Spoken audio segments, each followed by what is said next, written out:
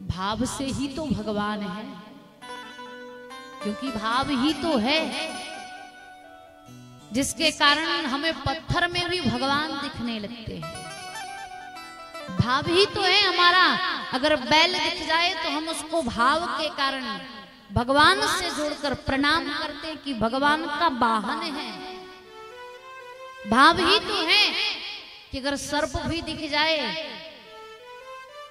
तो लोग भगवान से जोड़कर उसको प्रणाम, यद्यपि डर लगता है, भय है सबको, लेकिन प्रणाम करते हैं। तो भगवान का श्रृंगार है, भगवान का आभूषण है।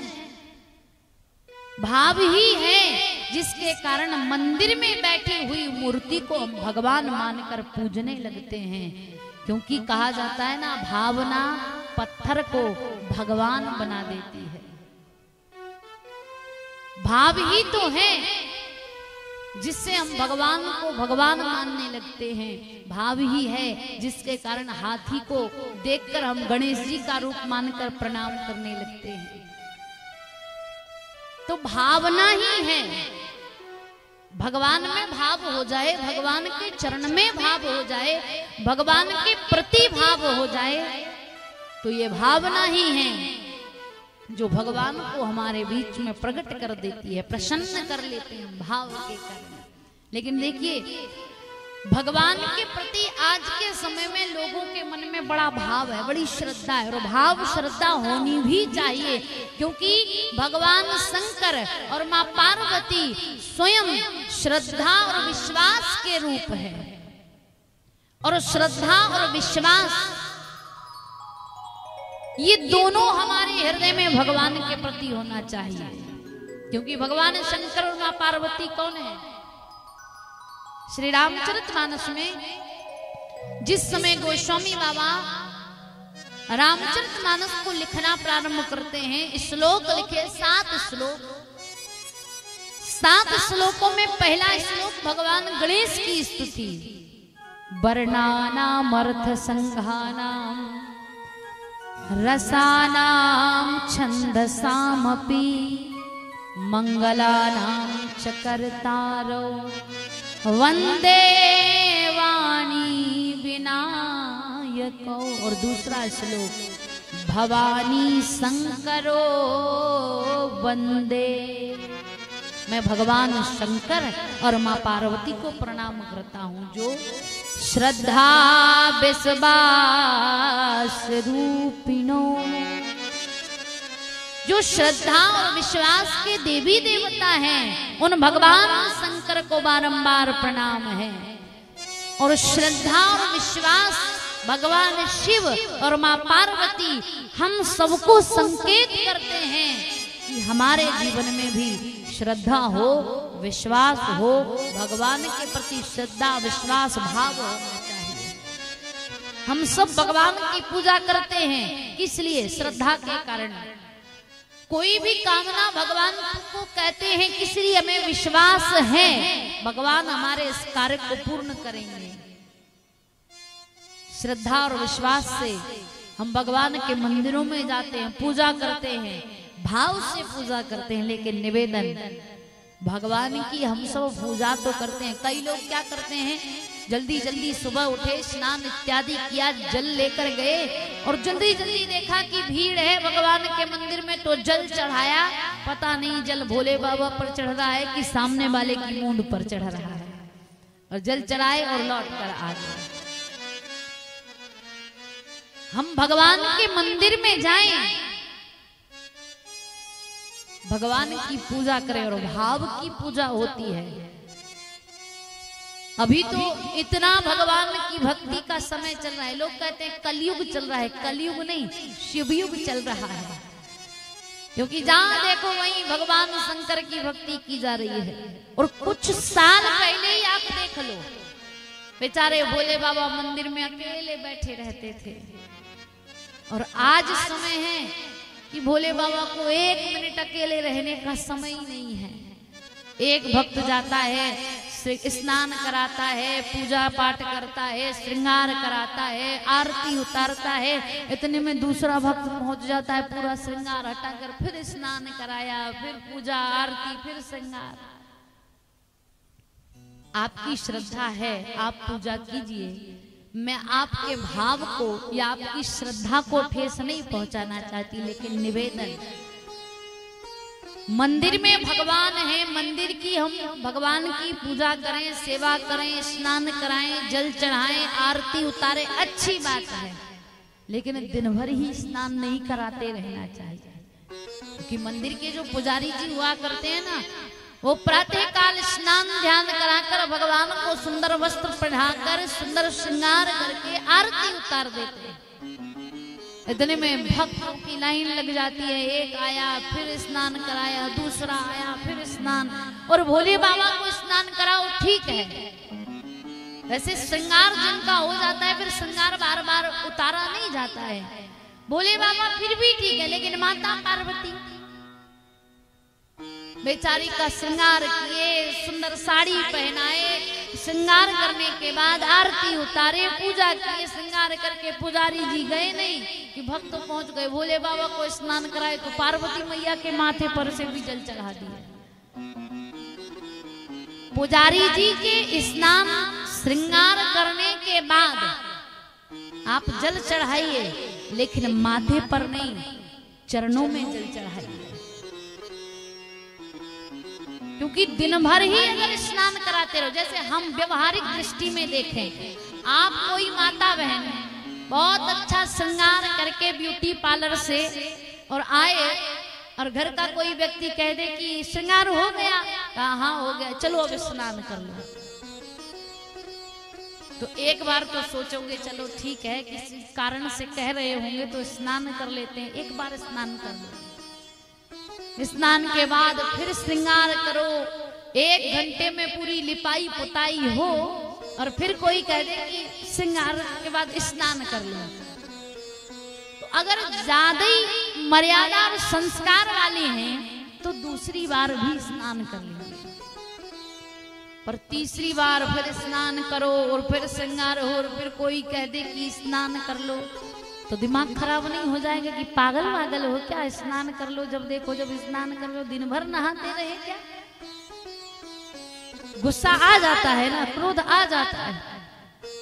जब हम साधारण सा श्रृंगार करते हैं, साधारण से व्यक्ति बार बार हमें स्नान के लिए अगर कोई बोले तो एक ना एक बार तो गुस्सा आ ही जाता है कि दिन भर स्नान, और हम भगवान को, माँ पार्वती को, शंकर जी को दिन भर स्नान करा रहे हैं, तो भगवान प्रसन्न होंगे कि नाराज कि हमारा दिन भर श्रृंगार धोना और स्नान कराना। बस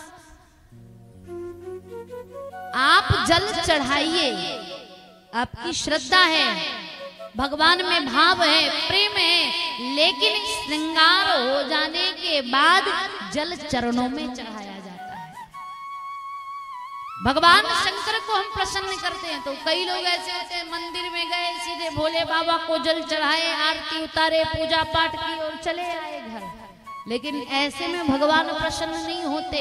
भगवान शंकर से पूर्व भगवान शंकर के गणों की पूजा की जाती है। आप आगे की कथाओं में सुनेंगे, भगवान ने अपने गणों को वरदान दिया है। भगवान गणेश, माता गौरी, नागराजा, कीर्तिमुख, नंदी भगवान, श्रृंगी, भृंगी, भगवान के गणों की पहले पूजा होती है, गणों के बाद भगवान शंकर की पूजा होती है, तब भगवान शंकर प्रसन्न होते हैं। पर हम जल्दी जल्दी में गए, भोले बाबा की सेवा पूजा आराधना किए और आ गए, भोले बाबा प्रसन्न हो गए। भगवान पर जल चढ़ाए, चरणों में चढ़ाएं, बेलपत्र भगवान को चढ़ाया जाता है, फल भगवान को चढ़ाए जाते हैं। फल हम लोग चढ़ाते हैं, कैसे चढ़ाते हैं? जब देखेंगे कि मंदिर में ज्यादा भीड़ है तो फल लेंगे और दूर से ही भगवान के ऊपर फेंक देंगे।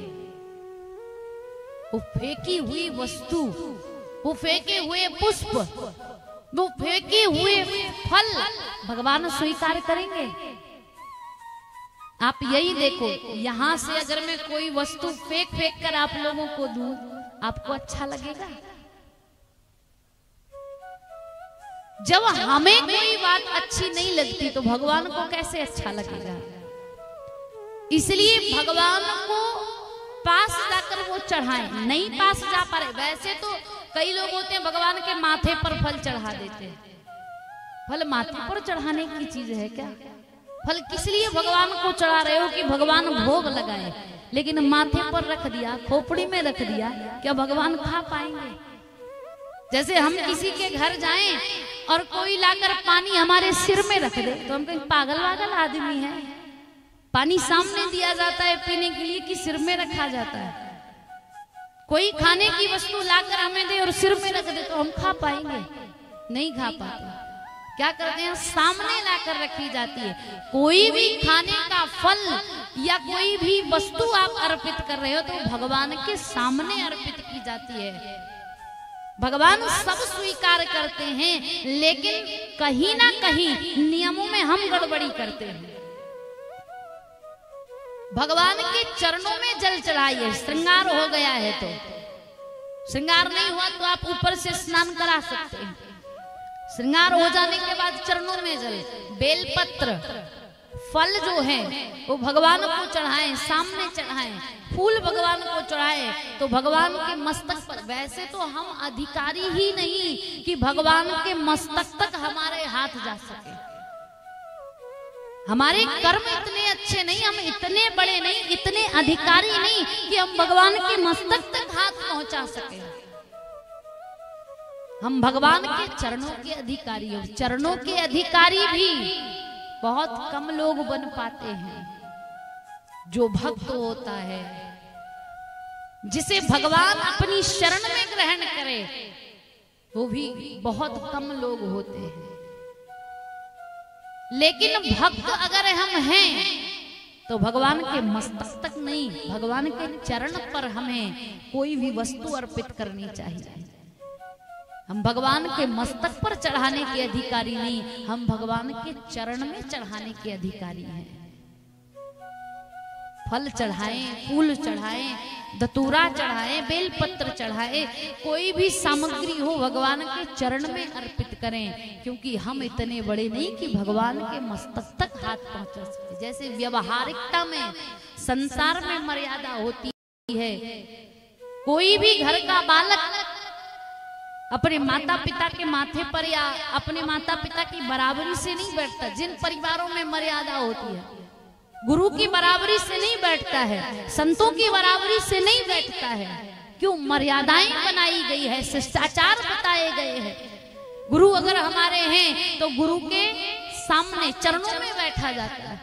संत हैं तो संत के सामने चरणों में बैठकर उनसे ज्ञान प्राप्त किया जाता है। हमारे बड़े हैं तो मर्यादा है, शिष्टाचार है कि हम सामने बैठकर उनसे सीखें।